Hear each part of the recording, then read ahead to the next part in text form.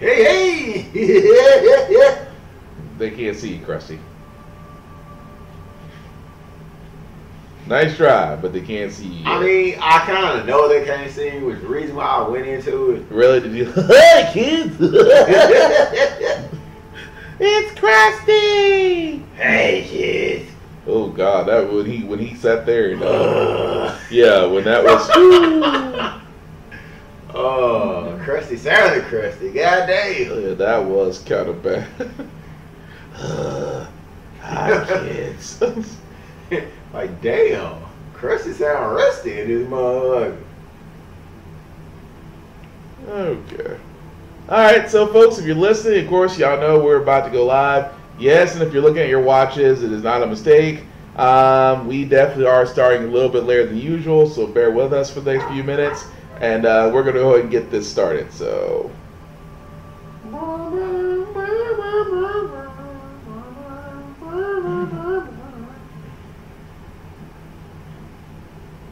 Oh, crap. I lost everything. Oh, no. Okay. So they changed everything again. That's nice. Sons of bitches! Just really? That threw me off. What is it? Sons of bitches? Mm-hmm.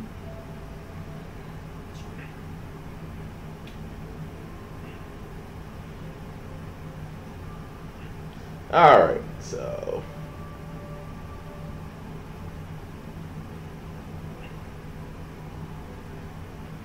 Yeah, let's do this. Yeah. Alright, so I think we've covered everything we're going to be doing. It's been a while since it's been done. What has? I be that. I know, right? Alright, so let's go ahead and do this. Alright, guys, so apologize for late on that. Yes, I know we are running extremely late, and I apologize, but we're going to go ahead and get into it. Nah, we going to get into it. Like I said, it's been an interesting day so far. So, for all those, let's go ahead and get into it. Today's day, June 22nd, 2019, and this is how the frack we got here. I'm your host and most, Will Buchanan, and to the man to my left is Thomas Reed, we call the Mountain Puncher. On how the frack we got here, we do take the events of the previous week and also try to make sense of it all. Before we do get started, this is an adult podcast, which means things of adult language may be said and things of a graphic nature may also be shown, so viewer discretion is advised. That being said, we're going to change gears a little bit today because we usually start off with how bad did Trump fuck up this week, and trust me, he did. But another story that has just came out is the story of Curtis Flowers. For all those that don't know who Curtis Flowers is, this is actually going to be a very interesting story for you that we're going to start off with. Yeah. Black death row inmate in Mississippi. Curtis Flowers had been tried 6 times for the same crime by the same prosecutor. Jeff Pegues. Justice Brett Kavanaugh wrote that a white Mississippi prosecutor's goal was to have an all-white jury decide the fate of an African-American man accused of murder, which is unconstitutional. The court's newest justice said that District Attorney Doug Evans waged a relentless, determined effort to rid the jury of black individuals. It was Curtis Flowers' 6th trial for the same quadruple murder. Kavanaugh pointed to a pattern, noting that Evans had removed 41 of the 42 prospective black jurors over the 6 trials. It began in July of 1996 when 4 people were shot to death execution-style in a Winona, Mississippi furniture store. Upon his arrest, prosecutors called Flowers a disgruntled former employee who sought revenge against the store's owner. Something is wrong about the entire system. The case gained notoriety in part because of the podcast In the Dark, which tracked down witnesses and raised questions about Flowers' guilt. Sherry Lynn Johnson is Flowers' lawyer. I think that when 7 members of this court, which is often divided, are agreed that there was racial discrimination, then that's a powerful signal that both something went terribly wrong and that the Supreme Court cares about it. She says in a phone call from prison, Flowers was happy with the decision, even though he's now facing a possible 7th trial for the murders. Jeff Pegues, CBS News, Washington. What in the literal fuck do you try somebody 6 times for the same motherfucking crime and it not be racially charged, while you continue to remove anybody of ethnicity from the goddamn jury to give the any type of fair and balance in all places. Fucking Mississippi, Yeah. where they still having niggas getting killed to this day. Hmm? And white people walking away free. All right, it ain't racial though. It ain't racial. Well, don't make it racial, Thomas. Even though everybody on the jury is white and the actual judge is white, and this is the 6th time they've actually tried to take this man into court. Yeah. For the same fucking. And the thing about it is the story that the podcast. I'm sorry. The special documentary they're talking about was literally someone else's research project who believed that that Curtis Flowers was innocent. And they actually showed a stretch of evidence that sat there and said there were discrepancies in the prosecutor's case. Even more so that he didn't actually look at certain witnesses who sat there and said that Curtis Flowers was not the shooter. Right. And so a witness who was there said it wasn't him, but I don't want to hear from him. Right. Not to mention the prosecutor, like they said, went out of his way to make sure that an all-white jury was basically was going to judge a black man, which did signal a history of bias. Which, in any case, which made sense that the Supreme Court overturned the conviction. Now, like they just said, that does mean that a possible trial will be coming. This way will wind up being his 7th trial. But at the same time, it does tell you a lot about the court system because, again, I'll be honest with you, and this is not to be biased in any sense. This is kind of like, and I've always said it best, the system as it stands is designed to protect pedophiles, predators, and perverts. It is not designed to honestly give anybody a fair trial. Because if you really think about it, and then you probably see where I'm going with this, Harvey Weinstein has yet to see his day in court. I want to say, I think an asterisk should go next to that statement you made because it doesn't protect people who are into pedophilia or any of those avenues. It does. If they're any other ethnicity outside of Anglo-Saxon. But here's like, the because if it was a black person. But that's what I'm getting to. I see what you're getting to. I do. I see what you're getting to. But in the same sense, like I said about Bill Cosby, they went after his tail relentlessly. Right. And only got him on a single conviction. Keep in mind, supposedly over 70 women. And they have been going after Cosby for like almost in the double digit of years, really. People don't realize like how long they're trying to go after him. Right. So again, with Harvey Weinstein, who has yet to see his day in court, along with a bevy of others, they ain't going. We may never see like the guy from House of Cards, Kevin Spacey.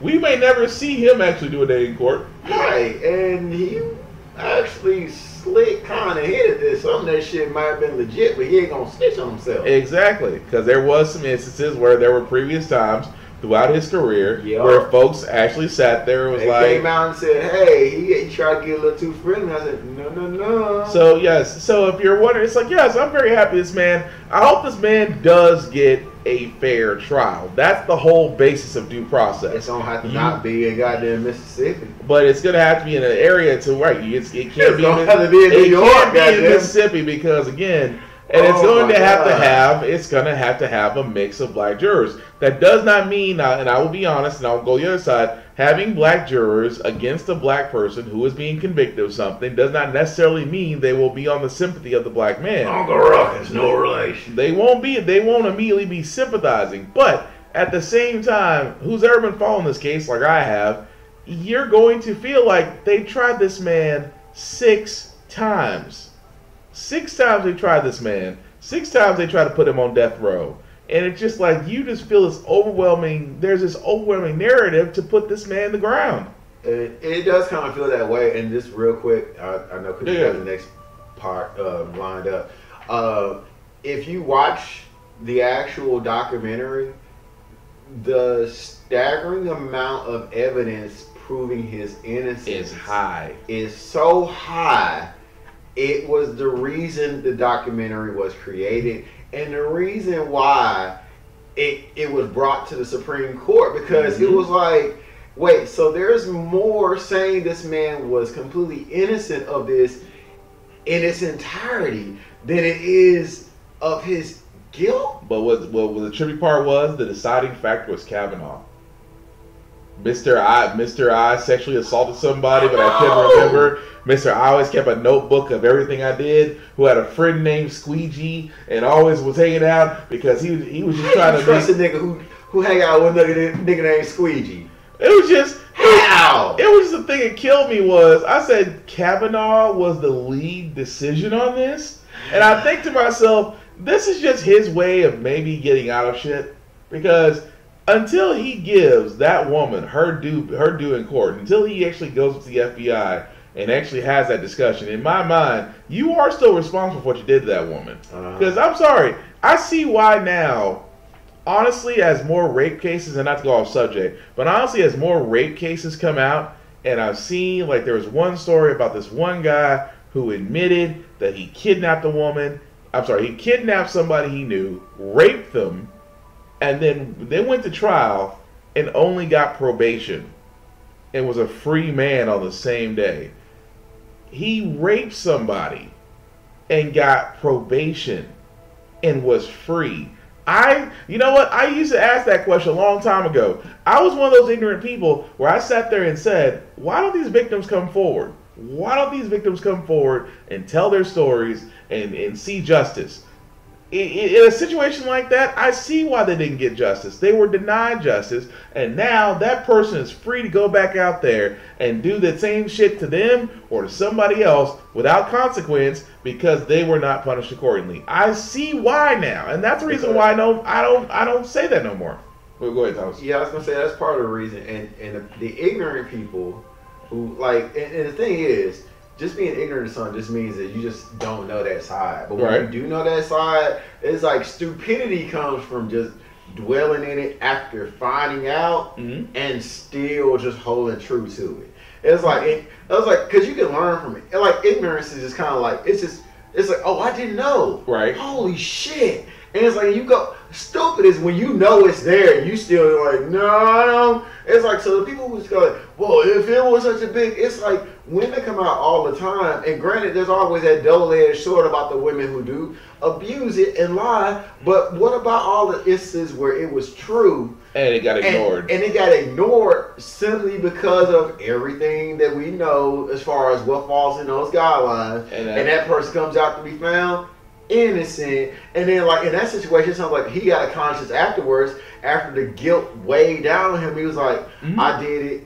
I know I did it. I lied about it. And it's like at that point, it's like it's gonna haunt him for the rest of his life. Exactly. I think that's enough justice. But honestly, that person who went through the pain of that will have to live with that. I mean, they got more. Honestly, just, it's like more than that person feeling it for the rest of their life. Right. But yeah, I mean that's the part where I learned like the simple fact there's not enough justice for those types of individuals, and it's starting to show more and more now in different cases. That's why you need the Moon Knight. Sir, we can't have vigilante. We can't have vigilantism. Do you know how many people be out there right now? How many people out there? That would literally be the Purge. The Purge and DC Universe came together. But moving right along though, like I said, also this week you've probably heard a certain story that was out there, basically about slavery reparations. Now, this is not a new subject. This is a subject that has been bounced around even when President Obama, at the end of his presidency on the second term, had brought up the subject of reparations, but really couldn't get into it because he was already facing a already hostile Congress, who basically wasn't going to do anything or push any of his policies or ideals forward. The reason why it's back up again is because there is a bill, not a bill, it was a hearing that was done to basically conduct a study into seeing not about reparations, because the way they worded the bill was interesting. The way they worded the bill was that they wanted to look into the study of reparations and, if possible, how they can help Black African Americans. So, when asked about this, here's the funny part about reparations, which was very interesting, that came from Turtle McConnell. Related to paying reparations for slavery, the Senate Majority Leader Mitch McConnell voicing his opposition to the concept in one of his strongest statements to date. The man who urged his fellow Republicans to make Barack Obama a one-term president, among other things, saying this. Yeah, I don't think reparations for something that happened 150 years ago, for whom none of us currently living are responsible, is a good idea. We've, tried to deal with our original sin of slavery by fighting a civil war, by passing landmark civil rights legislation. We've elected an African-American president. I think we're always a work in progress in this country, but no one currently alive was responsible for that. Let's bring in Van Newkirk, a staff writer at The Atlantic, and Reverend Robert W. Lee, a descendant of General Robert E. Lee, also the author of A Sin by Any Other Name, Reckoning with Racism and the Heritage of the South. Gentlemen, good evening. Appreciate you coming on. Van, I'm going to start with you. What strikes you the most of those remarks by Mitch McConnell? The thing that really gets me is that comment about President Obama. The fact that Senate Majority Leader McConnell seems to believe that Obama himself was reparations. That's a tough one to me. I think it was a big thing for African Americans, but 40 acres and a Barack Obama, I don't know that's how that worked. The whole thing, it was so long ago.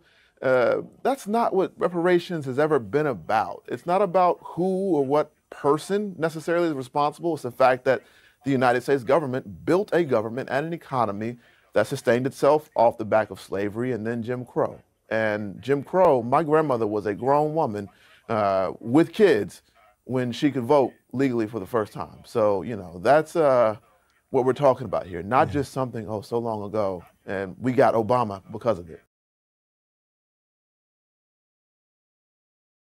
And yes, so a few things before we go over to the other part, because I did want to show a bit of the hearing, but let's start with Turtle McConnell, what he just said. And the reason why I call him Turtle McConnell, because look at his face. If you literally don't see anything short of a Shelby on his back and that he should be on all fours because he's used to eating shit, then you should already know off the bat that that's a gotta be. He says that, we passed landmark legislation. If you're talking about the Civil Rights Bill, one problem with that, y'all guys fought it the Republican Party actually fought it every chance they got, and Democrats did. And they're still trying to find ways to work it back. Right. And it's like, so you can't really count that as a win if you have an agenda to kind of completely remove that altogether. Exactly. And the civil rights, and plus in the civil rights area, he's not forgetting about the fact that the church bombings in Birmingham, the murders that happened in Selma and Montgomery, the hangings and lynchings that happened with the KKK throughout the South, all this going on while you had prominent leaders like Martin Luther King and you had Malcolm X and the Nation of Islam. You actually had JFK, who was actually pushing more progressive ideas in a highly conservative Congress. At the same time, it's like you have people who are protesting and preaching nonviolence, all the more while they're getting assaulted, mutilated, and murdered. And again, he wants to say, well, we passed legislation because that made up for it. And then, of course, the other part, which I found funny, well, we had a civil war over slavery. Okay, kids, if you're watching this, the history books that you are getting in grade school are going to lie to you. And they're already starting to induct those lies and making sure I seem like it's true and factual. Right. So before, you kids who are in grades 1 through 7, I will say 1 through 7. Africans were taken from their area and brought in to help harvest the new land. Oh, no, now it's volunteered. We volunteered to leave and help them. I read it. It's in a Metro book right now. Volunteers from Africa came to the U.S. to help harvest. The sad thing is, like last time I saw it, it was what I said. I don't doubt it's what he said now. Because a friend of mine who happens to be a teacher in Memphis actually posted that shit to her wall and said, can you believe this shit? She's half black, half Asian. She was all the way pissed the fuck off. And so was I. Right. I was like, so you gonna try to completely make it seem like, so here's the thing, white people, we are not blaming you for slavery in any way, shape, or form, because the sins of the father don't transcend to the sins of the son. But don't try to lie and negate what happened. Acknowledge it and move forward. If you try to make it seem like it never happened, it's almost like you're trying to make it to where it gets to the point where history repeats itself. That shit is not going to fucking happen. Because the Civil War itself was not done to free slaves. The Civil War is actually about wages, because the North wanted the South to pay taxes, and they wanted the South to pay its slaves money, wages. The South refused because they saw slaves as property. Why do I need to pay my property to work my land? And that is the actual reason for the Civil War. But it was not for abolitionists. That's the narrative that the people who always see the. Let's face it, the government is the king of the Kansas City Shuffle. Mm-hmm. It's like everybody looks right, they go left. Exactly. It's like, so essentially, in essence, it kind of was about slavery, but not really. It was about money. It was about what makes America run. Money. What makes the world run at this point, really? Capitalism money. And greed. Yes. And it had nothing to do. If it had to do solely on race and equality, it'd be a different story.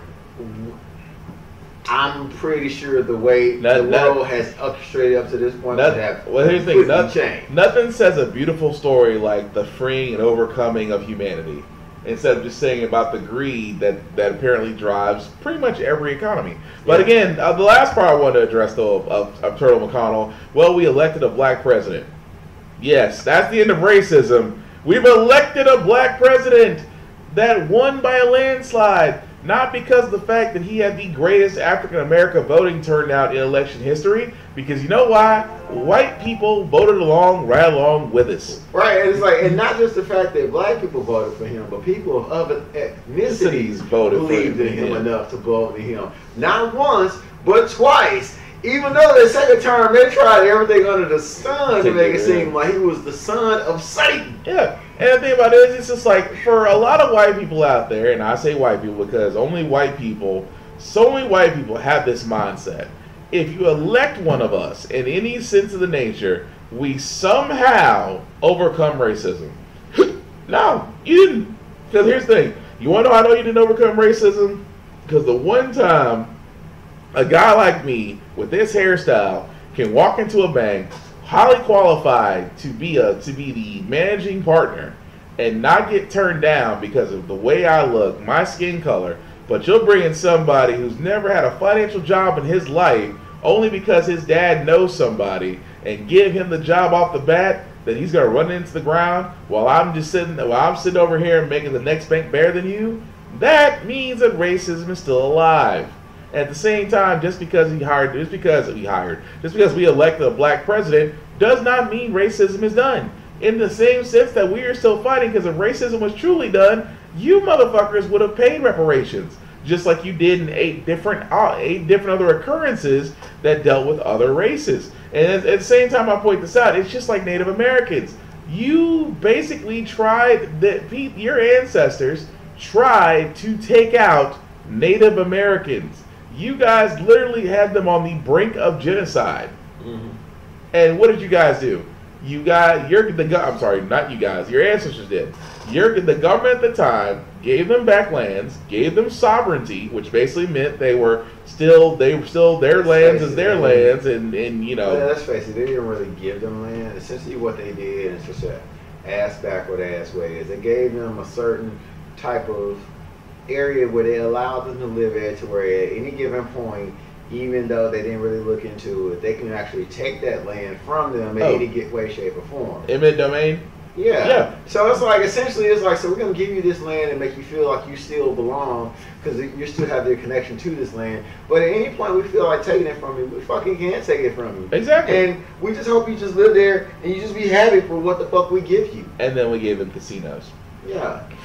But here's my thing. Like, that's why I don't feel bad when the white family go there and they lose their entire life savings. It's like, because you know what? Because at any given point, let's face it. I'm gonna say this real quick. If Native Americans did not make enough money on those lands that actually have casinos, to where at any given point they can use the money that they are earning to pay off and keep that land. If they did not have that, that shit would be snatched from them so goddamn fast. Yeah, you got a point. And they wouldn't have any place to go. And you want me to feel bad because somebody who's white going to say, oh, what? No. You want to go ahead and risk everything and the mortgage? Guess what? This ain't really your land, bitch, anyway. Give me that shit back. Right.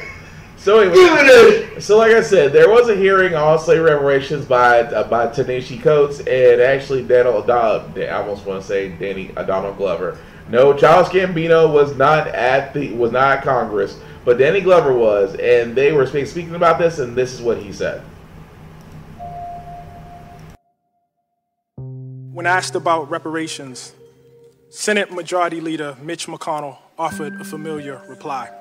Yeah, I don't think reparations for something that happened 150 years ago for whom none of us currently living are responsible is a good idea. We've, tried to deal with our original sin of slavery by fighting a civil war, by passing landmark civil rights legislation. We've elected an African-American president. We're always a work in progress in this country, but no one currently alive was responsible for that. Enslavement reigned for 250 years on these shores. When it ended, this country could have extended its hallowed principles, life, liberty, and the pursuit of happiness to all regardless of color. But America had other principles in mind. And so for a century after the Civil War, black people were subjected to a relentless campaign of terror, a campaign that extended well into the lifetime of Majority Leader McConnell. It is tempting to divorce this modern campaign of terror, of plunder, from enslavement. But the logic of enslavement, of white supremacy, respects no such borders. And the god of bondage was lustful and begat many heirs, coup d'etats and convict leasing, vagrancy laws and debt peonage, redlining and racist GI bills, poll taxes and state-sponsored terrorism. We grant that Mr. McConnell was not alive for Appomattox, but he was alive for the electrocution of George Stinney. He was alive for the blinding of Isaac Woodward. He was alive to witness kleptocracy in his native Alabama and a regime premised on electoral theft. Majority Leader McConnell cited civil rights legislation yesterday, as well he should, because he was alive to witness the harassment, jailing, and betrayal of those responsible for that legislation by a government sworn to protect them. He was alive for the redlining of Chicago and the looting of black homeowners of some $4 billion. Victims of that plunder are very much alive today. I am sure they'd love a word with the Majority Leader. What they know, what this committee must know, is that while emancipation deadbolted the door against the bandits of America, Jim Crow wedged the windows wide open. And that is the thing about Senator McConnell's something. The typical black family in this country has 1/10 the wealth of the typical white family. Black women die in childbirth at 4 times the rate of white women. And there is, of course, the shame of this land of the free, boasting the largest prison population on the planet, of which the descendants of the enslaved make up the largest share. The matter of reparations is one of making amends and direct redress, but it is also a question of citizenship.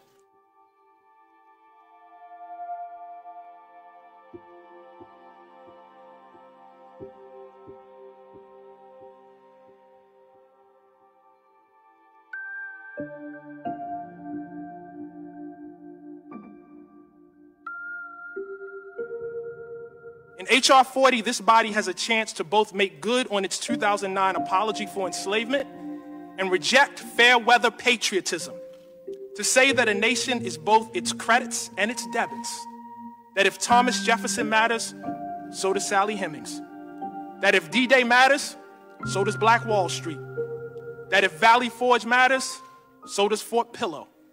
Because the question really is not whether we will be tied to the somethings of our past, but whether we are courageous enough to be tied to the whole of them.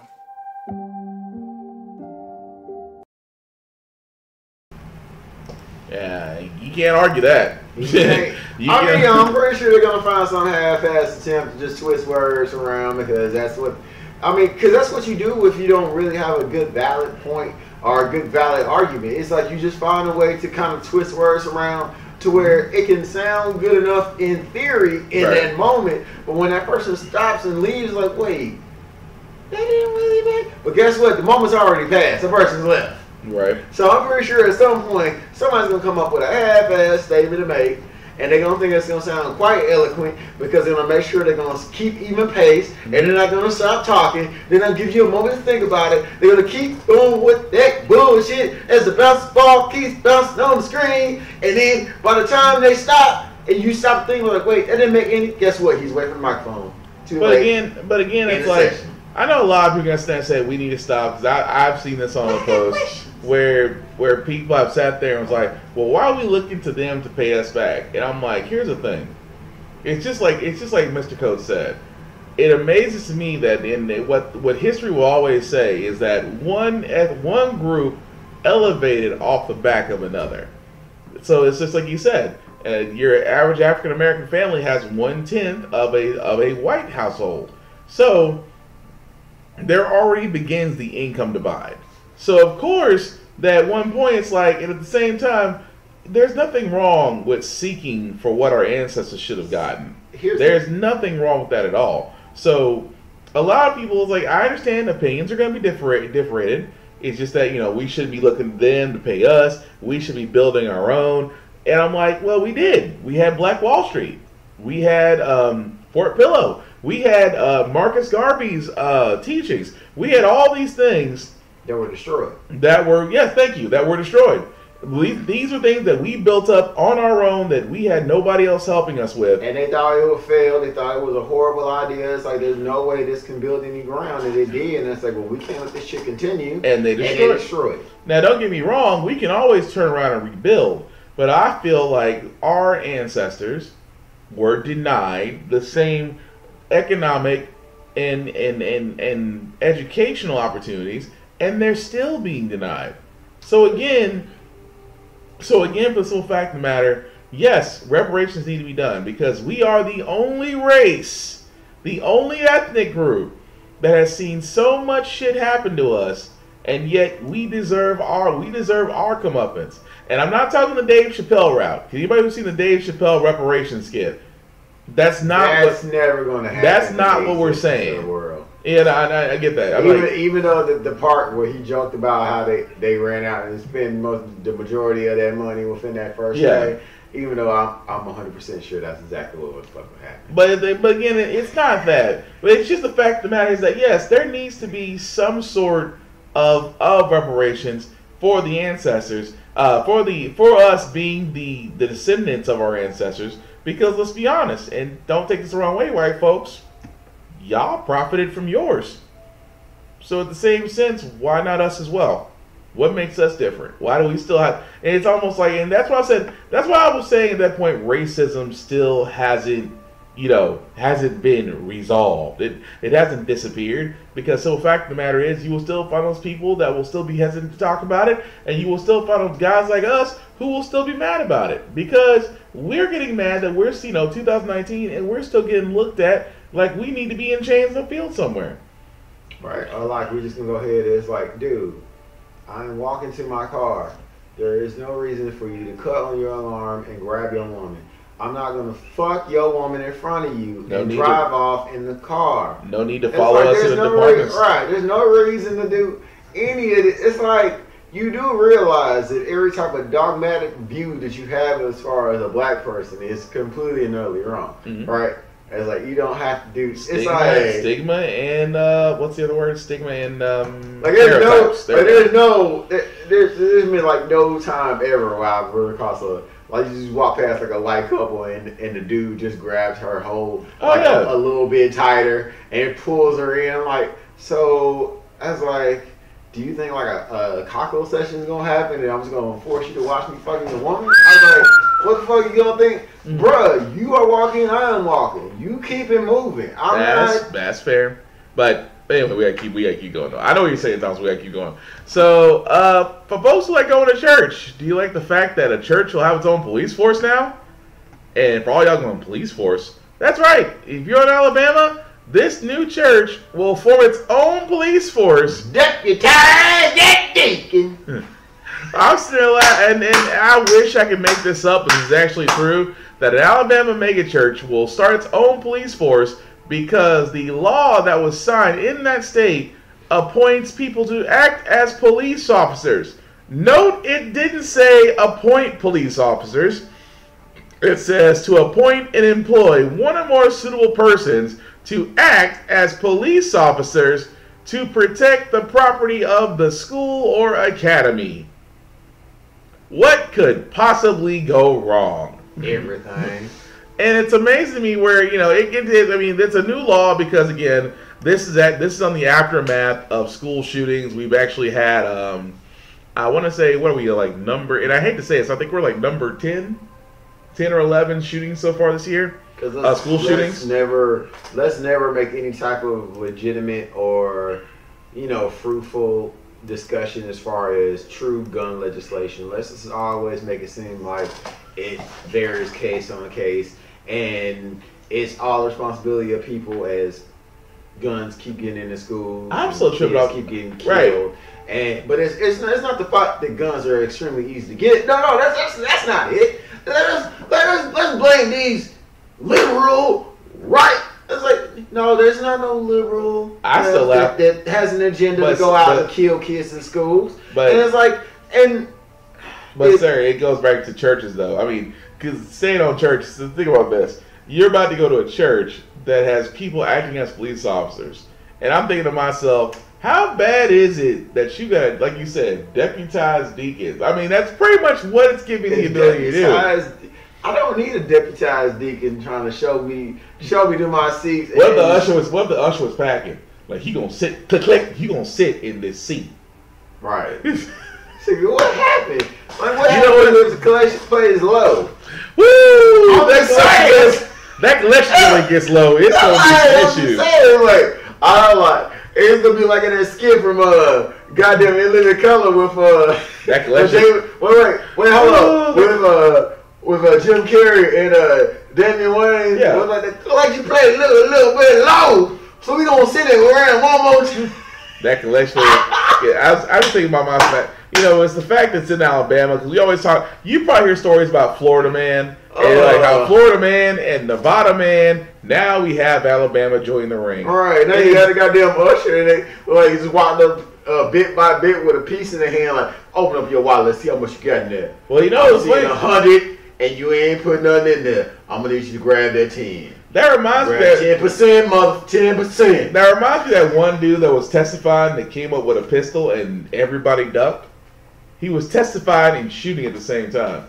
I was like, what the? Anyway, again, if you go to that church in Alabama, you got your own police force. Apparently, Jesus needs backup. So 10-4 on that. Yeah, 10-4 on your left. Yeah. So aside from that, guys, like we said, beginning with this week, as you know, Democratic primaries are getting ever so close, which means debates are going to happen. Which we know that the field on the Democrat side is 20+. On the Republican side, of course, Donald Trump later this morning. One orange. Well, actually, no. There's two. He's two. There is another person I didn't mention, but he actually hasn't done any debates yet. Because there is one guy who wants to challenge Donald Trump, but Trump did announce his presidency at a rally in Florida. This nigga's been campaign rallying since he stole the election. True and true still. The only president in American history who legit after they win have a fucking rally the next day. Right. So who the nigga, you president? What the fuck you rallying for? Okay. So aside from that, of course, the rally. What actually is amazing, this next story, is that Fox News is Fox News is actually mad that Hannity and Judge Gene Pereiro were at the rally, you know, because Fox News is fair and balanced. So pretty much, here's what they said when they were there. With Trump just a few hours ago, Sean Hannity and Jeanine Pirro of Fox News. Is that how I say her name, Pirro? Yeah. Of Fox News. Here's what they had to say. The one thing that has made and defined your presidency more than anything else, promises made, promises kept. If you like the America that he is making now, you've got to make sure you get out there tomorrow if you haven't voted yet. Everyone you know, your grandmother, your cousin, your kids, even your next door neighbor, if you don't like them, get them out to vote for Donald Trump and all the people who are running for the Republican Party. So, I mean, Tara, can you imagine if... No, because I'll tell you, yes, if this had happened under a different administration and it was a different network, what would Republicans be doing? We would be having a fit. It's about the bias in the media and how this is so inappropriate and everyone's in bed with everybody else and how can we expect any kind of fair coverage. But now we have an entire major news network that has become a state propaganda for this administration. It's completely inappropriate. Sean Hannity was being advertised as showing up as the campaign special guest. He said, no, I'm actually just doing an interview. Give me a break. I watched part of it earlier tonight. He got called up on stage by the president. I mean, it was completely inappropriate, and they're living in another world over there. It was like a college homecoming. They talking about how, like, you know, owning the libs and how the faces of the left-wing media, what we're going to look like on Wednesday morning when Republicans maintain control of the House and the Senate. Thomas, your ammo, sir. So the first thing I want to say, off cuff, is just to let you know how fucked up this presidency is. If anybody knows Tara, who was the first person who spoke right there in that scale, I love the fact they got that.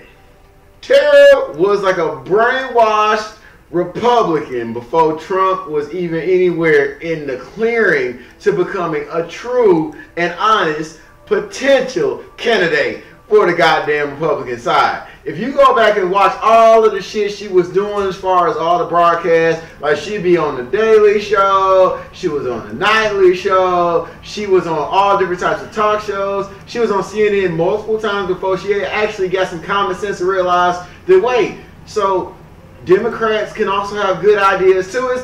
It's legit, like, after this, that's the one good thing out of the shitstorm, which is Donald Trump's presidency. Is legit letting Republicans know, wait, you can have a good idea and be on the other side. Because, like, that's nice. Because I promise you, before Trump was president, if they had an R in the goddamn parentheses and she saw it, she was co-signing on everything that motherfucker said. She listens to what Donald Trump says and realizes that, wait, this is the stupidest motherfucker on the goddamn planet. Like, if you even catch that little glimpse, like, she's quick to tell you she's a Republican, but did you hear how quick she was able to just acknowledge the fact that she was considered part of the left wing, even though she's Republican? I was like, so wait, so what does that mean? It's like, oh, so you realize it doesn't really depend on you being a Republican or a Democrat. As long as you have a good idea and it makes fucking sense, you can be on either side. It doesn't mean that you're But the problem is just that from a news standpoint, you are supposed to be unbiased and fair. And that's something that they right. But here's the thing: I get, and I say this because I do see it in the same way.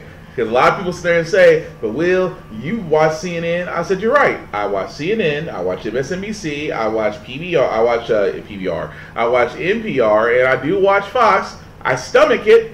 But I watch it because there is a narrative. There is a simple fact. There is a narrative at each of these other areas. And I will sit there and say CNN does try to be factual, although they try to be middle of the road. They try to present the facts, even though it feels like they're attacking the president, which they're not. They're just simply telling the truth.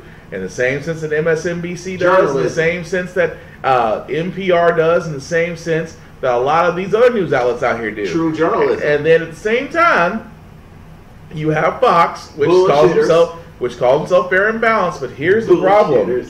The problem is just that when you have a news station and you have folks from that news station endorse a president, but you're doing it publicly, but you're doing it also on the behalf of the network you represent, that in itself represents a conflict of interest. Because you're not biases. It does, and at the same time, it makes a lot of things. You can't truly say you're fair and balanced if you're actually going for one side. Exactly, and that's the reason why, in any case, a lot of things, it's hard to take Fox News seriously because they always say fair and balanced, but are they really? Mm-hmm. And we all know they're not. But in the same sense, I've seen folks say, well, what about CNN? I said, if you really think about it, before Trump became president, CNN gave Trump all the airtime in the world. And you guys, that's like, for all those that were following the election, when we all thought this was a joke and this wasn't possible, he's surely not going to win. CNN gave him more airtime than Fox News did. And then when he called, and here's the thing a lot of people don't remember. When CNN called him out, and he called CNN and said they were fake news, keep in mind, CNN did not go hard as they're going right now. Right. They didn't go hard until Trump called them fake news. And once that happened, then it was a switch. Oh, so you want to know what? Because essentially what it was is, like, just a quick breakdown. Yeah, 10 seconds. They thought that, okay, so real quick as I can, they thought that people had enough fucking common sense to not vote somebody who was fucking stupid into presidency. So they just pretty much did it more like a, can you believe? And they realized they were accidentally giving this motherfucker airtime. And dumb motherfuckers, I'm sorry if you happen to vote for them, I consider you a dumb motherfucker. I'm not apologizing. Sorry, not sorry.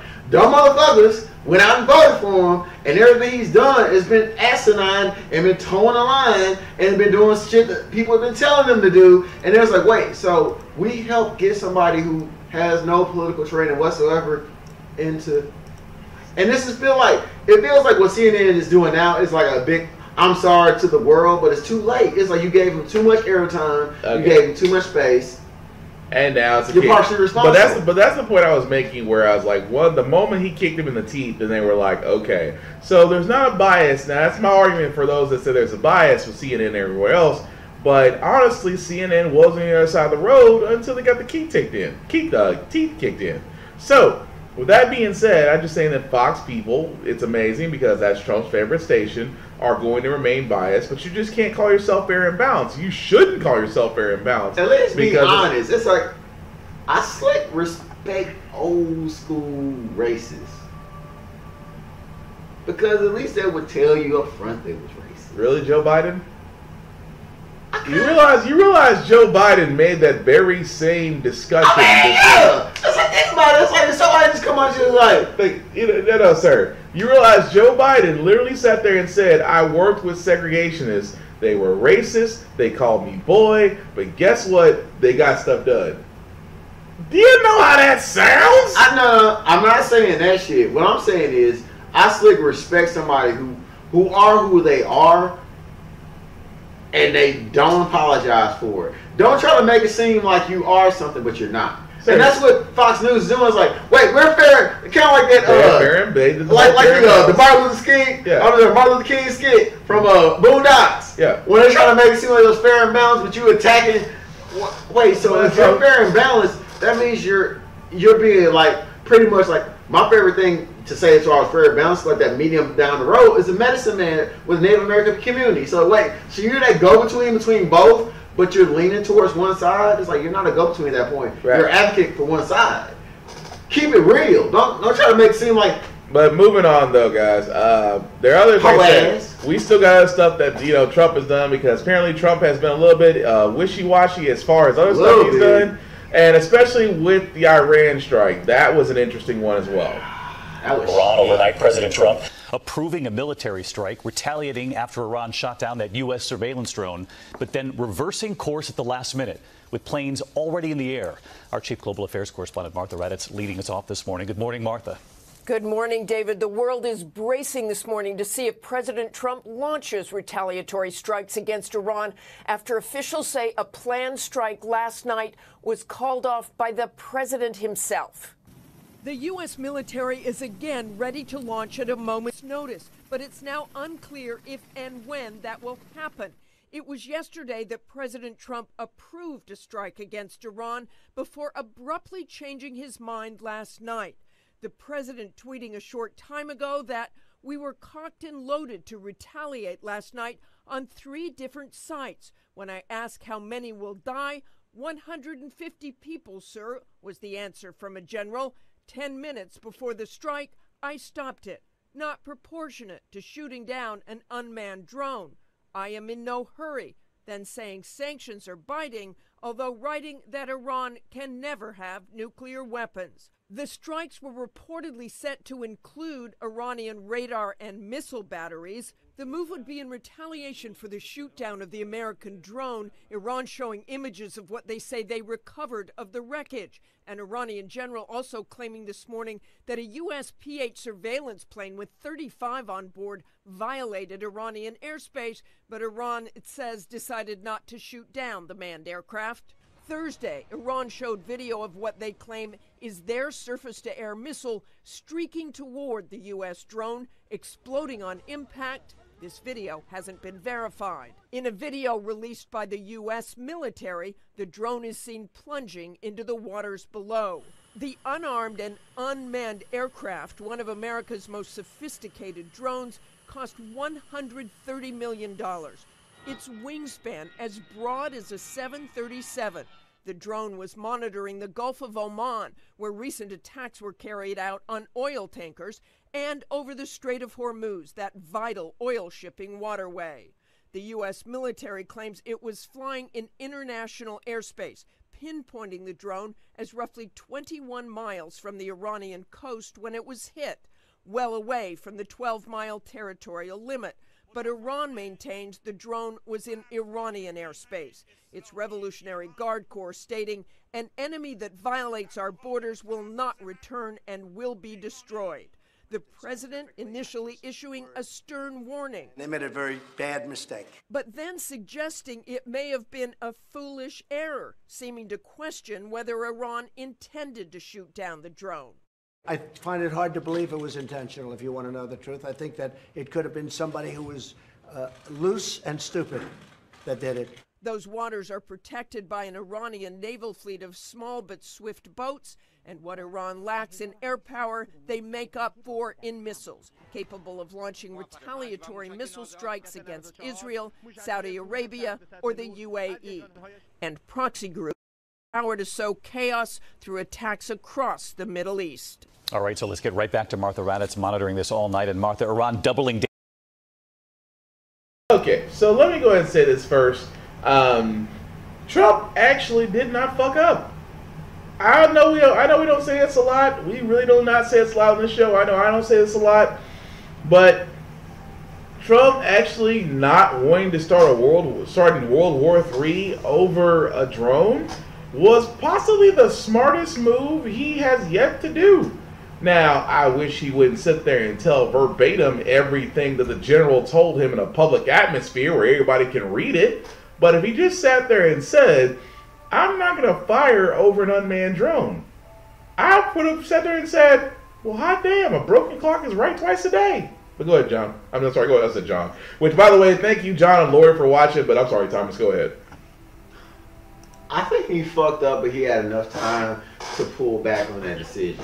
Oh, yeah. It's like, how many fucking times have presidents in our goddamn history had incidents where a drone was shot down or some shit happened, and they had enough time and enough fucking common sense to sit there and evaluate before risking manpower and sacrificing lives before you go ahead and strike an attack. Mm-hmm. So essentially what happened was he went in and just said, fuck it, get him. And then he sat there long enough to realize this might not be a good idea. And the people was probably chiming in his ears like, wait, no, don't do that. He was like, you know what? No, I'm not going to do it. And then in typical Trump fashion, you going to broadcast the entire fucking conference. No, he fucked up. He did. But what happened was, we happened to run across snail mail in this one instance to where he had enough fucking time to retract his motherfucking decision. Not snail mail.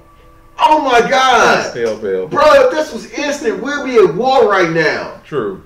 But God damn it. That's why I said a broken clock is right twice a day. Oh my God. Like if this was... Okay, real quick. Hold up. I feel like Rat Trap. We're all gonna fucking die. It's just... With this president, we're all gonna die. Enthusiastic, sir. But honestly, for all those who have not been following with Iran, yes, there is escalating tensions because, like I said, a lot of this is actually more of the U.S.'s problem. I mean, Trump did pull us out of the nuclear Iran deal, which was a very suitable deal that actually kept both countries in favorable liking of each other. The fact that he's trying to impose tariffs on Iran, simply put, because the Saudi family does not like the country, and because Saudis have bought President Trump and basically compromised him, is the reason why all of a sudden we're beefing with Iran. And the fact that he has true masters, by the way, and the fact that he has troops at the ready to deploy really makes no sense because, like we said, and this is why I think I don't know if he stopped himself or somebody finally got to him and said this is not a good idea. Somebody got to him. But the simple fact of the matter, I have to give him credit in the fact that he did not go ahead and really do an all-out airstrike over a drone. Because simply put, we were being nosy in somebody else's airspace, as is every other country that does to us. But the simple fact of the matter is, if your spy plane gets shot down, you really cannot complain. But moving right along, though, because like I said, Trump has been wishy-washy. That wasn't the only thing he was wishy-washy about this week. This also happened. The fuckery. More on the breaking news out of the White House. President Trump has just tweeted that at the request of Democrats, he has delayed those ICE raids. Ron Allen joins us live from the White House with more. So, Ron, quite a turnaround from the administration. What's behind it?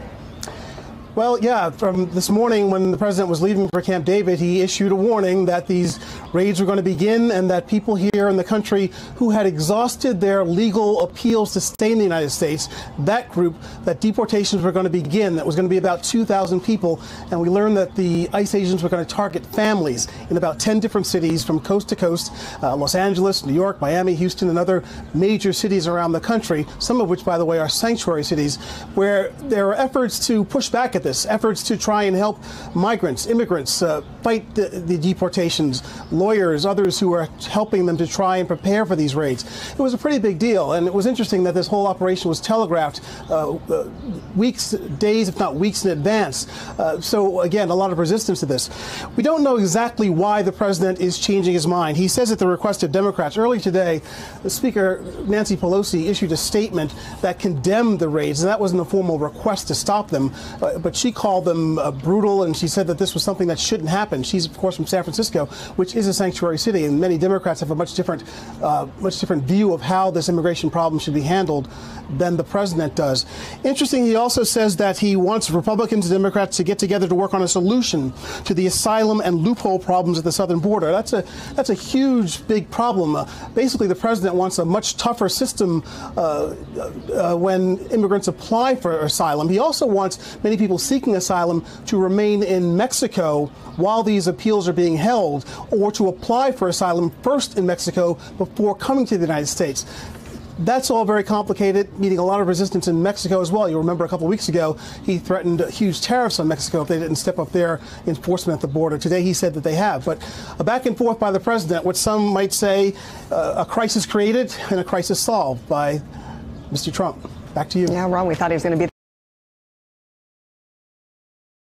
Yes, a crisis created and a crisis solved. And the thing about it is, like I said, for all those that didn't know, that Trump did have the modern-day Gestapo, known as ICE, that was actually going to go to 10 different cities in the U.S. and start deporting immigrants. And note I didn't say illegal. I said immigrants.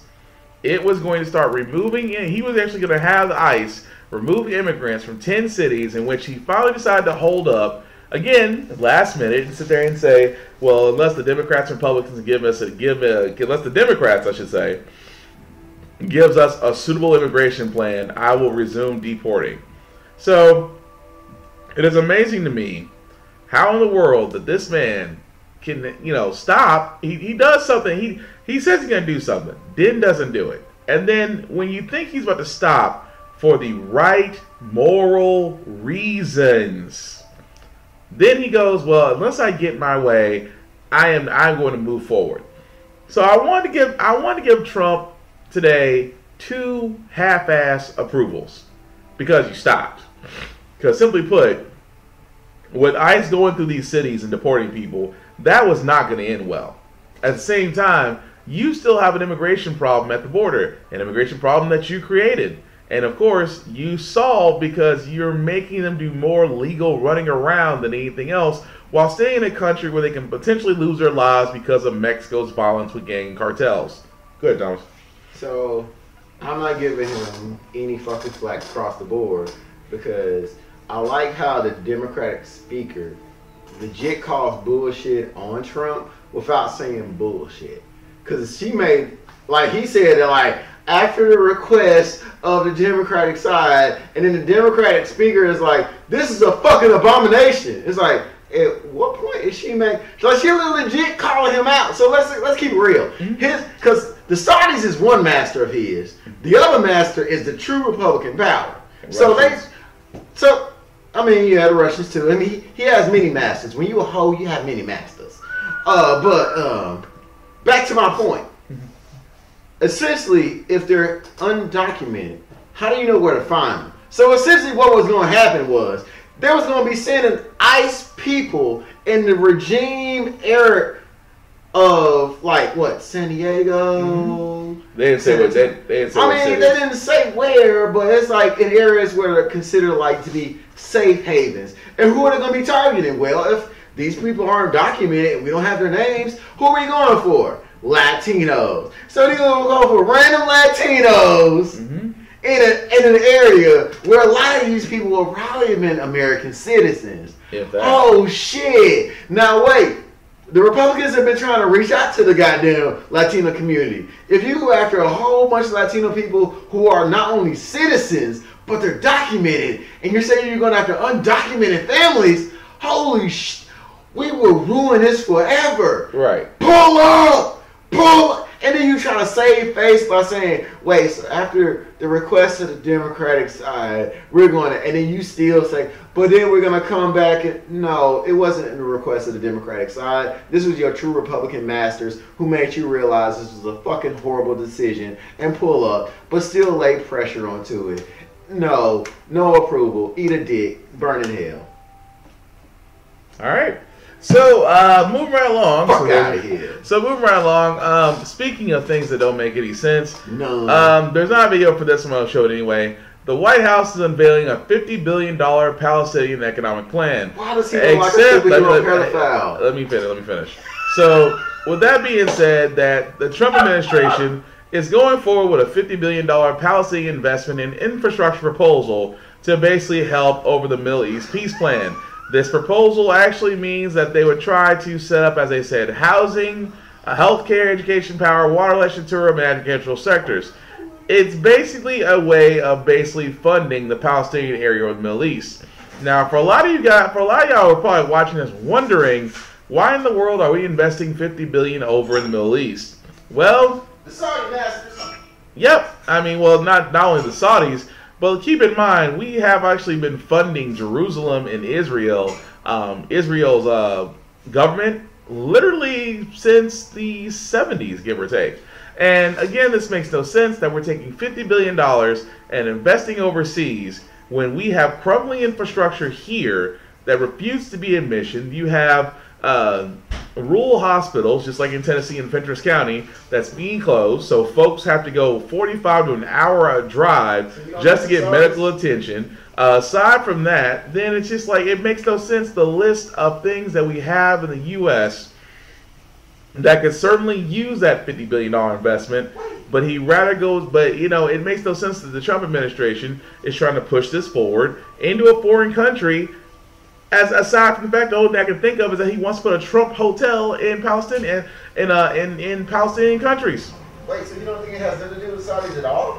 In this case, I really wouldn't say it doesn't, because the Saudis got what they wanted. They got an American journalist murdered in cold blood, and the president sat there and said it wasn't them, when every other intelligence agency sat there and said the Saudi prince had put a hit on the guy.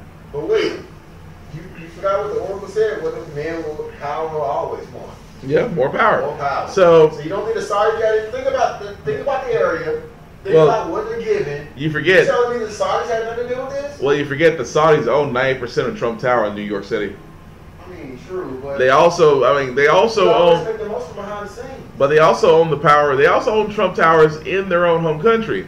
So it's not like they're not getting money, and I wouldn't be surprised if they had developmental properties tied into this inspection they're trying to do. But I'm just saying that it makes no sense that U.S.-driven money is being used for overseas. Oh, it definitely does. That's why I'm like, it doesn't make any sense when you have, Flint, Michigan still doesn't have clean water. But I'm saying that if you put the Saudis into the equation, some tells me that, yeah, to a point.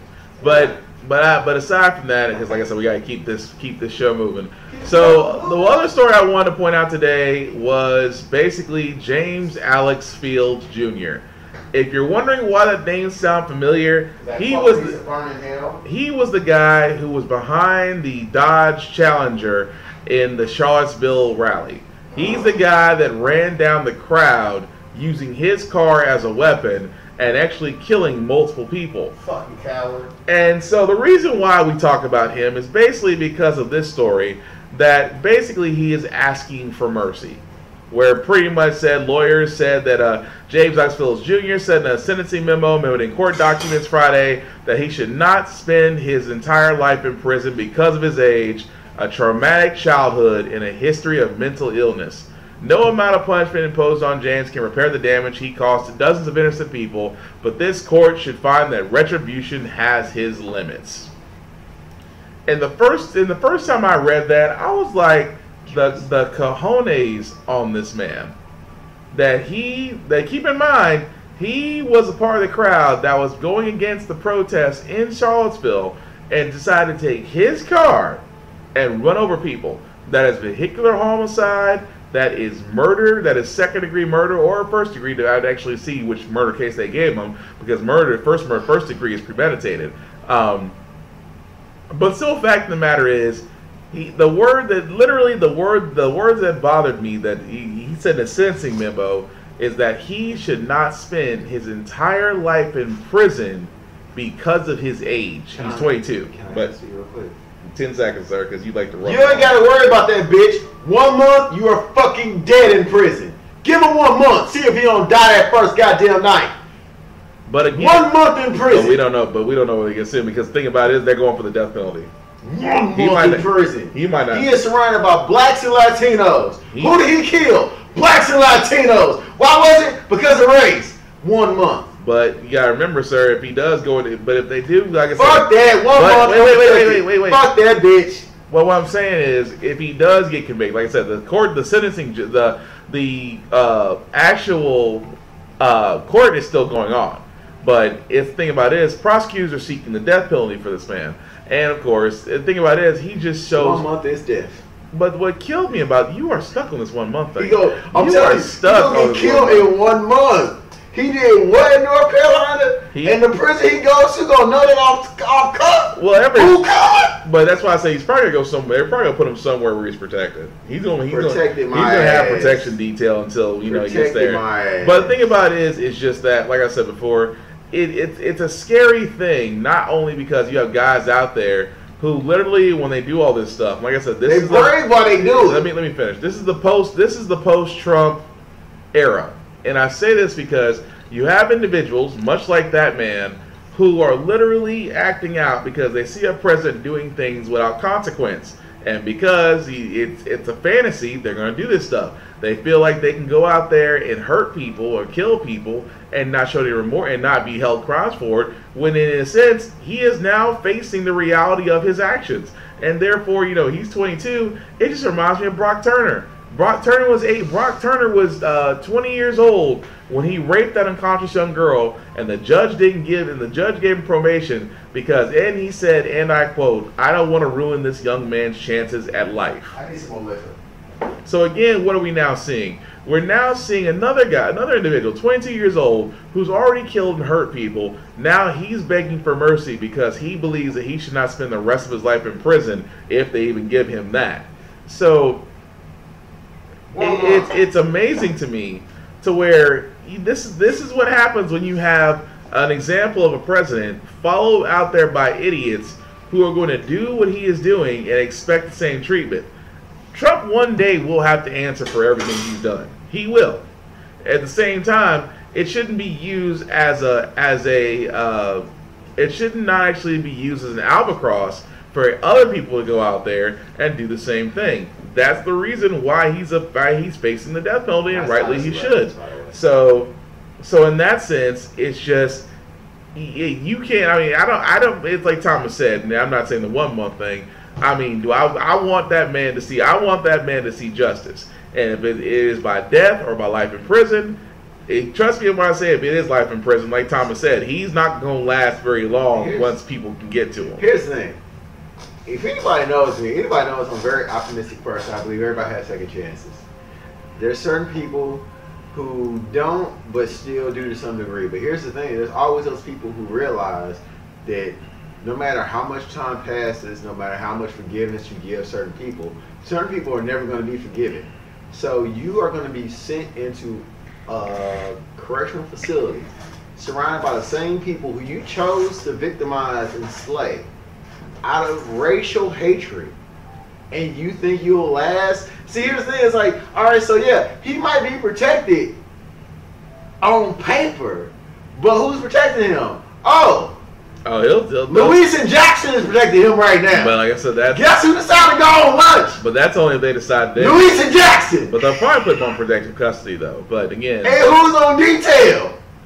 Louise and Jackson. Yeah, you hope. It's like we hope. Like I said, whether it's in jail, whether it's life imprisonment, or whether it's just outright death penalty, he will get what's coming to him. And I just think that was just crazy how you can sit there and ask for mercy after you kill people and you. But that's the thing, though. It's like if you go back and see his initial, he made it seem like he was the bravest man in the world. He did. He was cleansing. He did with it. In his own. He felt like he was fucking Clint Eastwood. Well, in his own words, he was cleansing those that would speak against our race. So he was basically speaking Adolf Hitler. Exactly. And I was like, and then it's like when you realize, wait, so I'm gonna have to go, and I'm gonna be surrounded by, oh God, I don't know. Too late. No, but anyway, we gotta keep going though, sir. So it's messed up. But also, same thing was also messed up. And if you know me and Thomas, we're fans of animals. We're not fans of all animals because I have a puppy who sometimes gets on my nerves, but I love him dearly. And when I saw this, I thought of Forrest Whitaker, and I was like, he needs to be in there. And it's just like,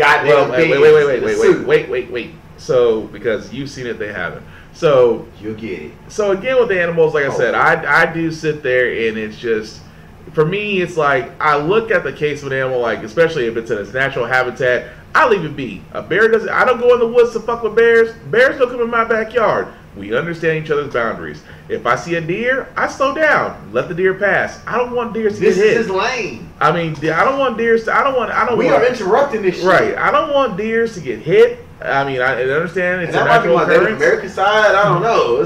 But it's respecting animals. I'm like, we respect. Here's my thing about animals that I've learned a long time ago as a kid. If you respect the animal, 9 times out of 10, that animal is going to go his way and you go yours. There will be no altercation.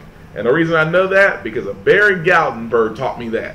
And I mean, side note, it is scary as shit to go outside to go put out trash 3 a.m. in the morning, and Yogi's just sitting right there waiting on his dinner. And you looked at you looked at him, you decide that you're going to come back out here a little bit later when he ain't here. He goes right back to what he's doing.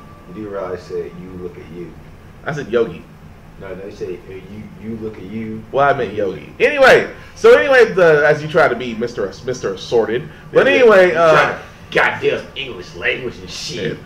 So anyway, the reason why I bring up this story is the reason why I bring that up is basically because of this story that just made me sad because of the step that they did with this. Average bear, the 100-pound male, 2 to 3 years old, is famous for being friendly with people who enticed it with trail mix and Lucky Charms at a lake, even getting close enough to take selfies. The bear allowing people getting that close to it to be able to get those types of images is very concerning. So concerning that state wildlife officials say they had to shoot and kill the bear for becoming too much of a threat to human safety. When bears get used to being around people, they're more likely to attack.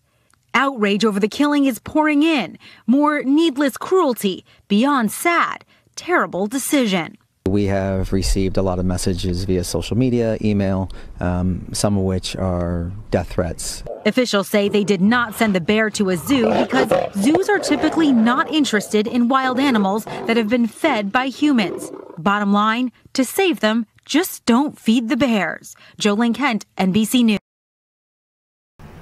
So Like I said. And that's the reason why I made the, people don't realize there was a Ghost Dog reference I made as far as Forrest Whitaker pulling up in a suit in a goddamn Benz.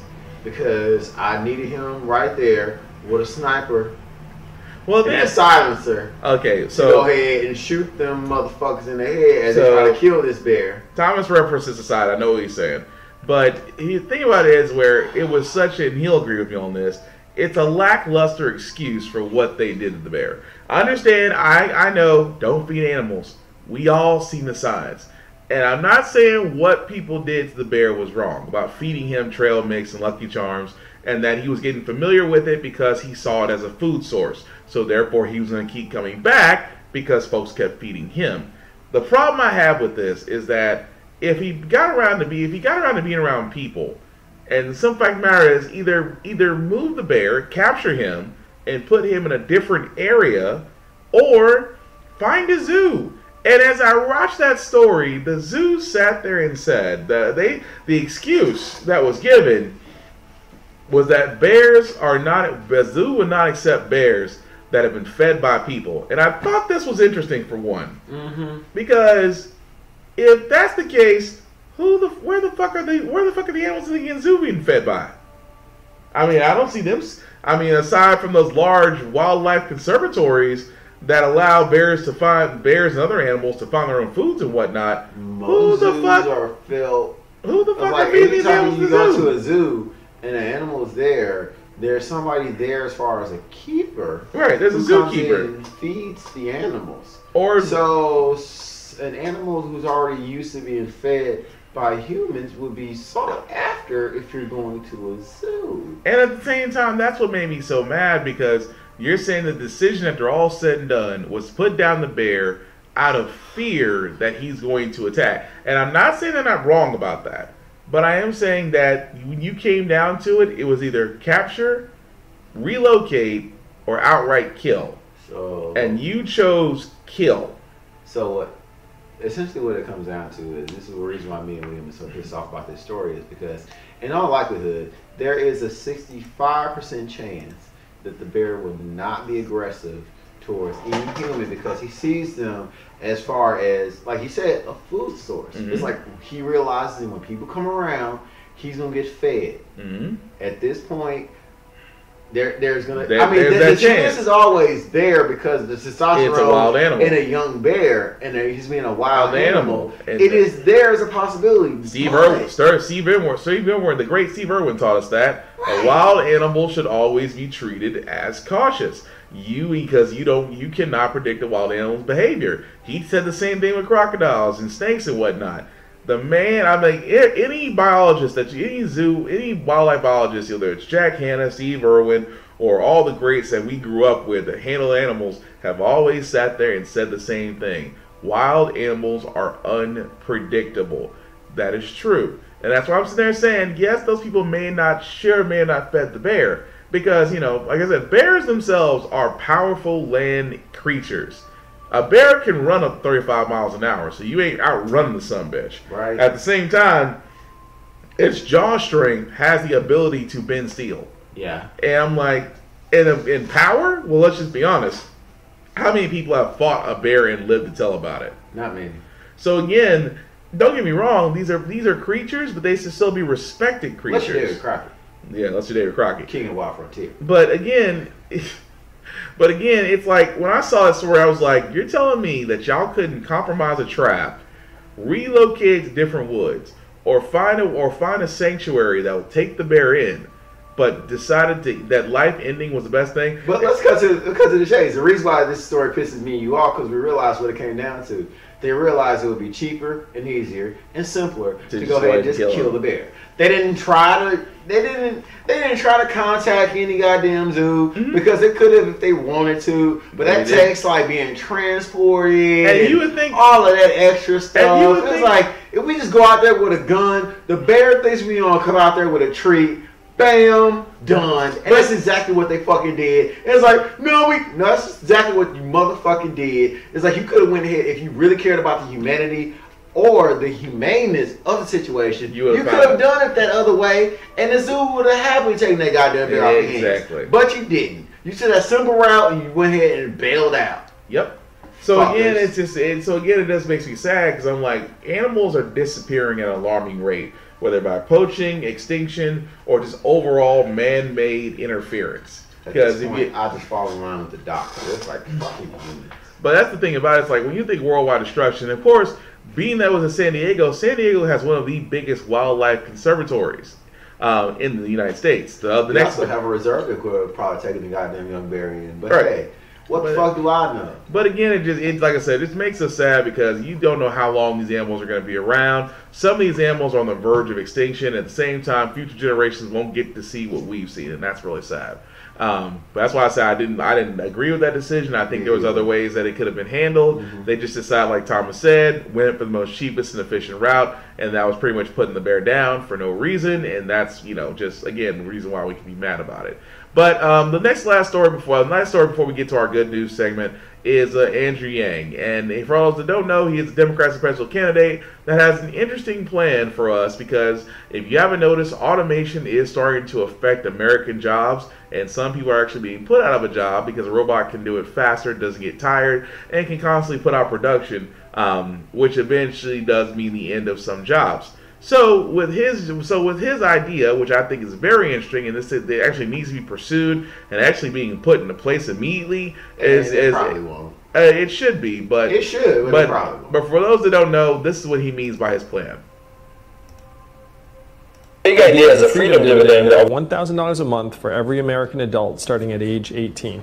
Andrew Yang is a business entrepreneur turned provocateur who embraces data-driven strategies. Hello, New York City! Yang says his program is needed because 1 in 3 American jobs is at risk of being eliminated by new technology within the next 12 years. GDP is going to go up and up with things like self-driving trucks, even as more Americans get pushed aside. Stock market prices correspond to the fortunes of the top 20% of Americans.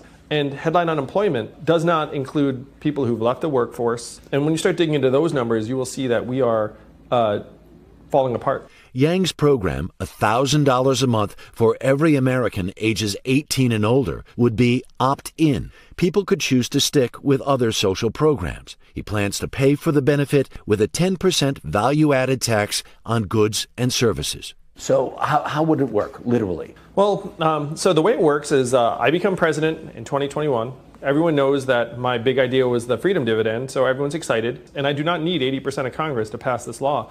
I just need 51%. Haven't heard of Andrew Yang? Check this out. 2,500 people in New York City's Washington Square in the rain to hear him speak. Giving people money, a freedom dividend. That's Andrew Yang's big idea. Harry Smith, NBC News, New York.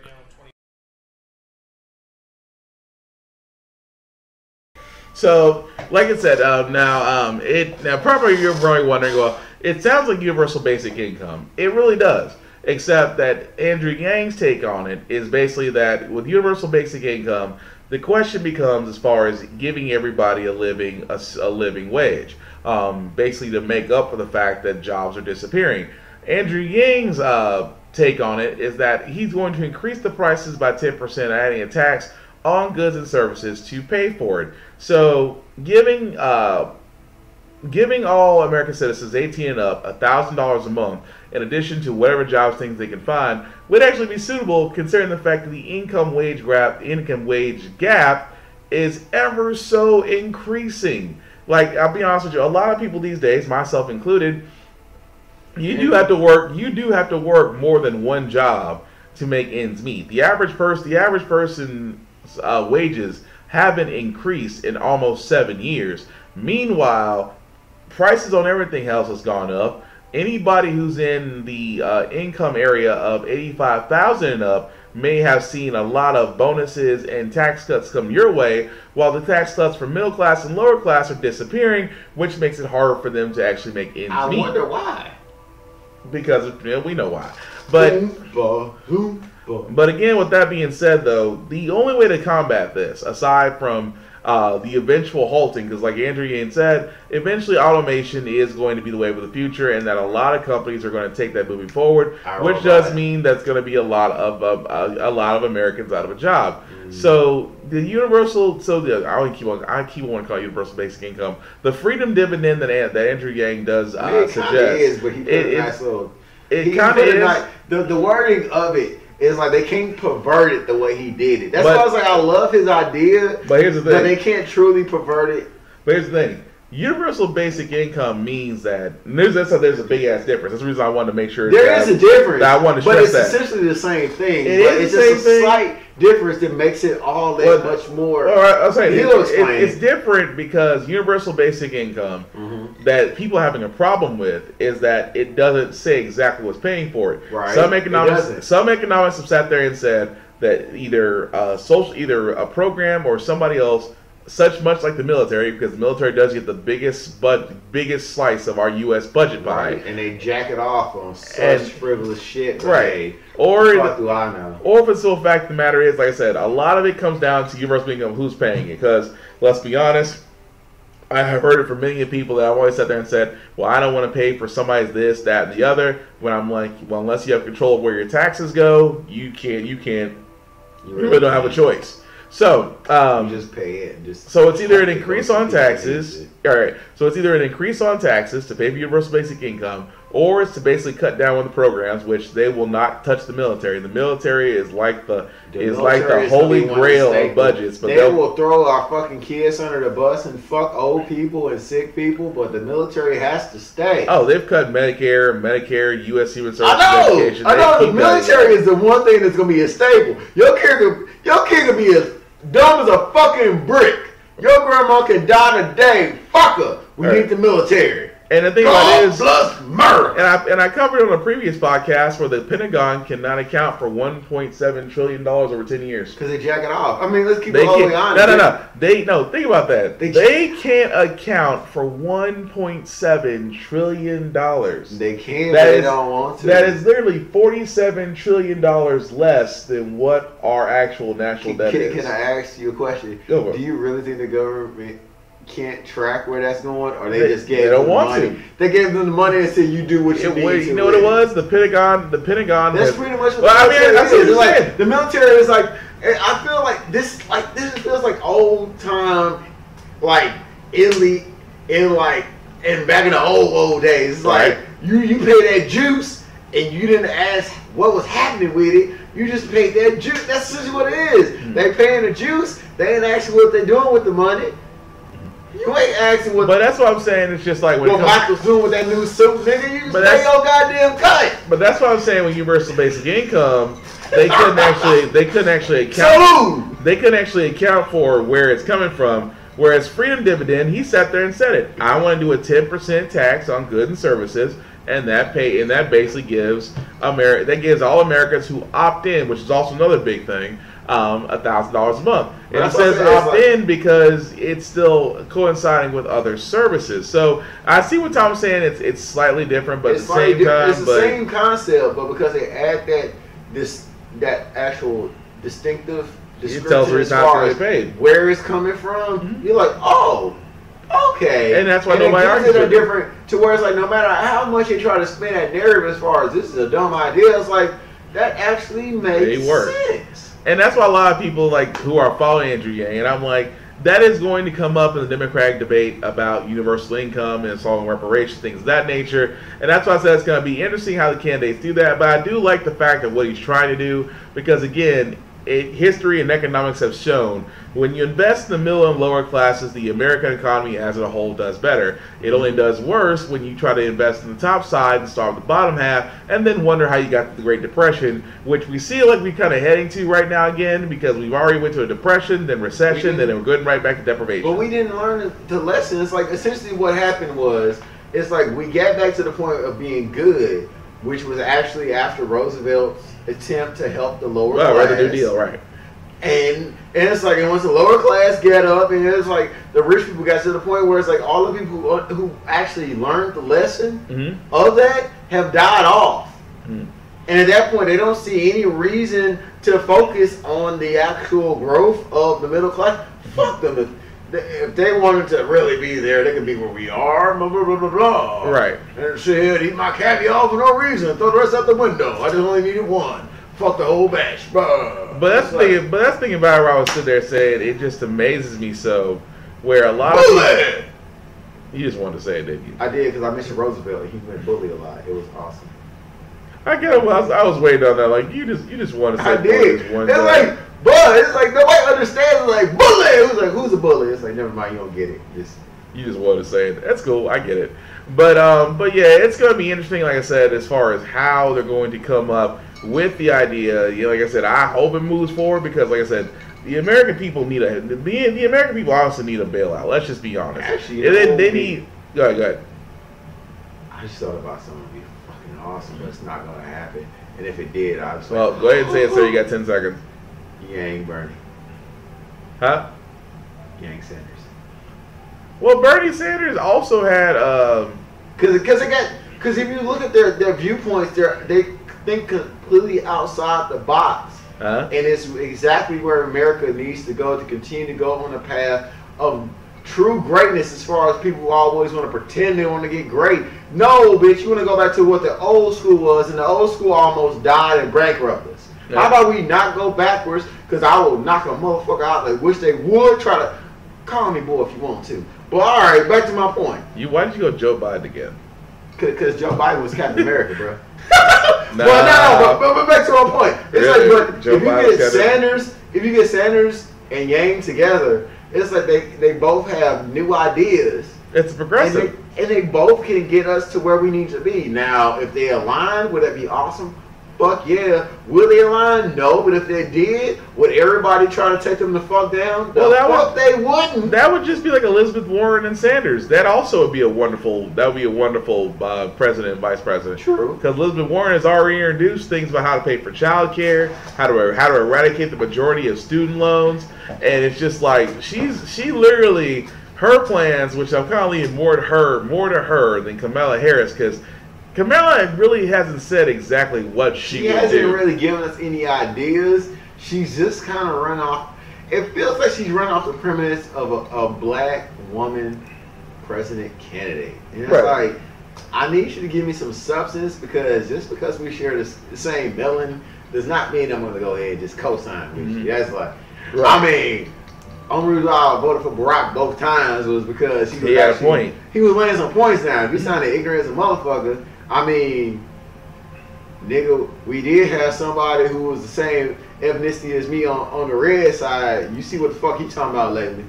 I ain't gonna say his name, but you know him. Wow. Well, what the fuck you say about housing? Sit your monkey ass down. Got me looking at you like a goddamn hero with your goddamn gifted hand. Gift your ass on over there, you special motherfucker. I didn't say no words, you know what I'm talking about. Okay. Y'all know. You gifted motherfucker. Sit in the corner. Sit in the corner. Tragic. All right, so it was tragic. So with that being said, we actually reached our good news segment. When I usually do a good news, like I said, we do cover a lot of things on how the Frack We Got Here that literally sometimes feels like bad news, sometimes doom and gloom, sometimes just feels like we're not gonna get ahead in life. So we do try to find stories. Only when you're drinking, but only when but usually in this case of when all the time. Right. So anyway, with that being said, there is a story I did find, and I'm still needing to come up. And so this story itself that I didn't actually know about myself, where they basically honored a Revolutionary War hero, literally by the name of James Robinson. And this is, like I said, I love finding out stories, especially about hometown heroes that just never really gotten their just due. And I was reading over his story that he was born to slavery in Maryland. He actually did fight in the Revolutionary War and literally got something called the Marquis de Lafayette, which is basically a French Medal of Honor for his exploits at Yorktown. And also he fought with Andrew Jackson in the Battle of New Orleans in 1814. And keep this in mind, he also sat there and fought in the War of 1812. So this man has been this man, from all intents and purposes, from what I read about him, dude, he was that dude. So initially while you're describing him, I'm imagining like a very early Revolutionary War version. Oh Lord, don't say it. Coltrane.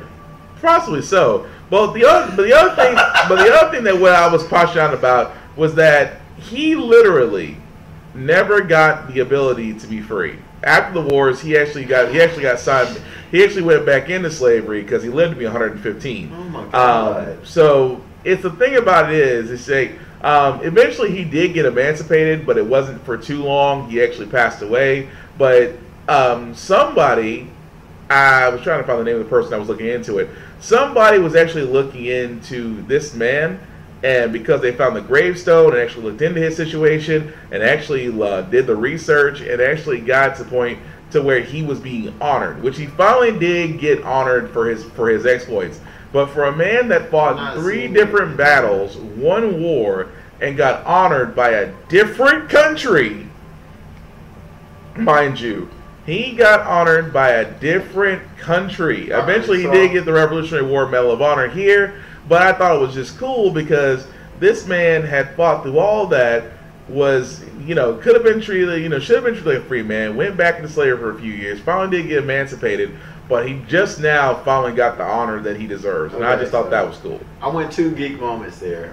When you were giving the description of him, I was thinking about a Revolutionary War version of Coltrane. Gears of War, y'all know. But then it's like when you were describing like what happened to him. This is why you're single. I was getting and I'll be single forever. But no, when we were describing like when he actually got the respect and what was due to him, I kind of thought about that scene from the original Return of the Jedi. It's like when like after the battle and everything. Yeah. It's like when Luke was giving him that classical Jedi funeral with the Force thing playing.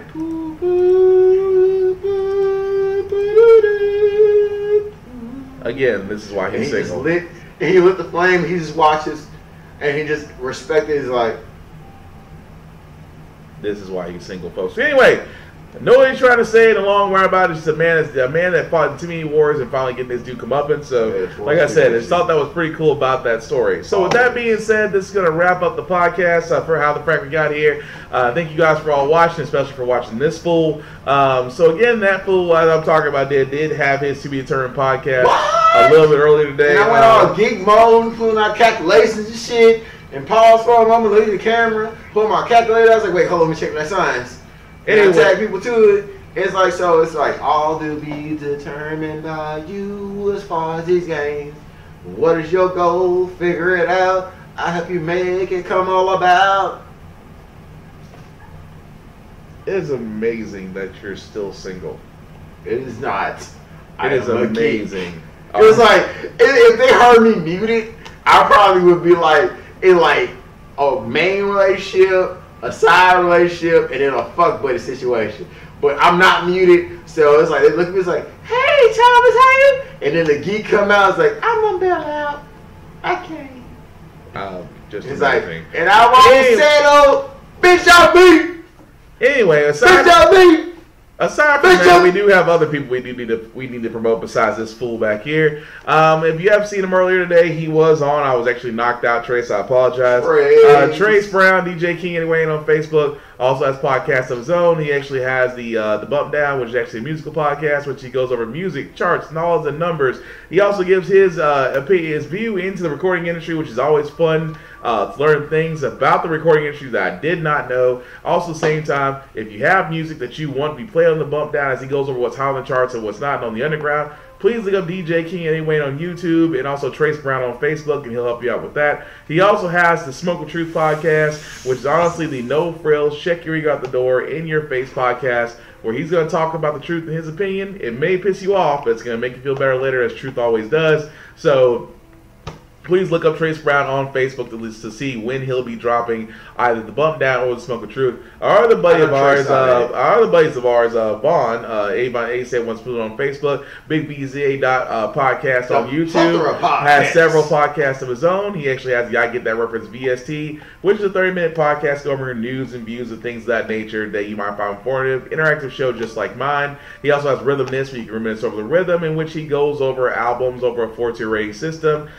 One want to know what that tier system is, you have to go to Rhythmness to find out. And also, he has the Random as Fuck with Uncle V's. The Random as Fuck is the pool of ratchetness we sometimes dip our toes into to basically take a break from life and have a chuckle. Some videos make you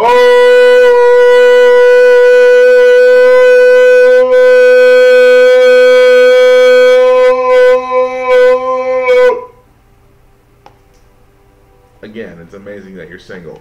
Yeah. Aside from that, what is Random as Fuck? Like I said before, it's just videos that'll make you laugh, some of them make you cry, some of them make you go, what the fuck? But all the time, it's completely entertaining and definitely a lot of that. I always look up on A7 on Weatherspoon on Facebook to look at his calendar, see when his podcasts are showing up. Also, with mine, with the How the Frack We Got Here, I know is every Saturday from 10 a.m. to noon. Please don't look at the clock because, yes, we are running a little bit late. I apologize. I guarantee next Saturday we'll be back on our regular schedule. I also have my other show, Off-Limits Podcast, which I will push back until tomorrow. Like I said, Off Limits, we do go to areas that most people don't go to, certainly for the open debate, and I call it open conversation because some people talk, and honestly, talk and get nowhere. Some people actually listen and still don't understand. But what we try to do on Off Limits Podcast is that we try to force open the door of conversation where it's no judgment, no frills. It's just honestly two people trying to have a conversation and understand each other. We're not out here to convert people. We're not out here to win hearts and minds. We're simply out here just trying to understand, which will be, again, usually it's every Saturday from 6 to 8 p.m. But tomorrow it's actually going to be around that time, Sunday night. So again, like I said, apologize, guys. We're just having some scheduling conflicts on my end. I promise I'll be better about it.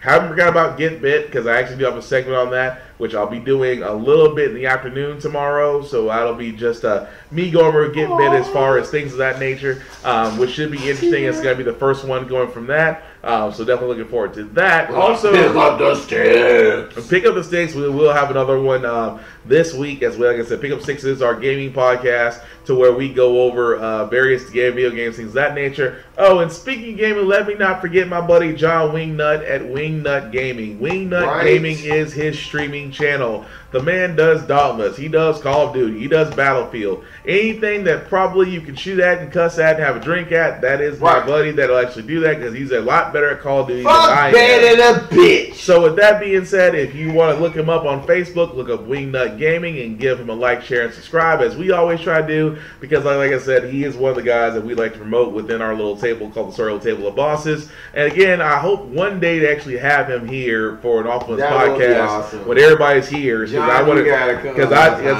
he's already said it, so I'm trying to wait until Vaughn and Trace are here. That way I can have Thomas here. No, it's gonna be 2 weeks. So because Trace is in Detroit right now, so they won't be here for another week. So aside from that, once the definitely be safe with that Trace, and also at the same time, like I said, when we get the full house again, John, I'm definitely gonna make sure he's here because, like I said, he will be able to fit in with this crowd very nicely. Oh, yeah. With that being also said, guys, we all have YouTube pages, so if you look up, if you look up Big BZA Podcast, DJ King Anyway, and How the Frack We Got Here, Off-Limits Podcast, Wingnut Gaming, they are all YouTube pages to where you can like, share, and subscribe, and be able to see every episode that we've done so far. With that being said, I always say at the end of How the Frack We Got Here, this is all about staying informed. Staying informed means that you're not just accepting something for what you see at face value. You're going beyond that. You're looking into the subject. You're trying to find as much information as humanly possible that is available to you, making those determinations and being able to come back and say, this is what I found with sources, so somebody can be inspired to do the same thing and be informed, because an informed community can make a whole lot better decisions than an uninformed one, because an uninformed one got us Trump, and that's how the frack we got here. So again, guys, thank you all guys for watching. Apologize for late podcast. I've been Will. That's been Thomas. And we're out. Have a good weekend, guys. Peace.